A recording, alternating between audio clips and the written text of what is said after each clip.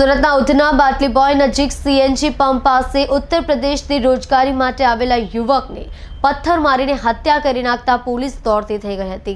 પોલીસે હત્યાનો ગુનો નોંધી તપાસ હાથ ધરી છે। સુરત શહેર પોલીસ કમિશનરની વિદાયના 48 કલાકમાં શહેરમાં ખૂની ખેલ સાથે હુમલાની ઘટના બનતા ચકચાર મચી જવા પામી છે। જુદી જુદી જગ્યા પર બનેલા ગુનાહોથી આખું શહેર ધણધણી ઉઠ્યું હતું। ઉધના બાટલી બોય પાસે આવેલ હત્યાની ઘટના બનતા પોલીસ દોડતી થઈ ગઈ હતી।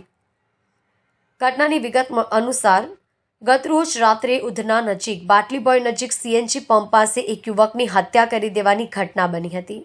ઉત્તર પ્રદેશથી રોજગારી માટે સુરત આવેલા યુવક ઉપર અજાણ્યા ઇસમોએ પથ્થર વડે હુમલો કરી હત્યા કરી નાખી હતી। હત્યાને અંજામ આપ્યા બાદ હત્યારાઓ ભાગી છૂટ્યા હતા અને હત્યાને પગલે પાંડેસરા પોલીસે गुनो नोंधी વધુ તપાસ હાથ ધરી। उनका नाम क्या है, क्या रहता है? दिनेश दिनेश नाम है।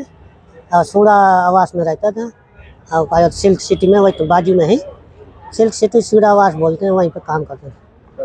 तो कहाँ बॉडी मिली उनकी? ये चाय की लारी पे गए, कहा जाता है लाश पड़ी, तो जब हम गए तो चाय की लारी पे कहा जाता है बिल्कुल सर फटा हुआ है।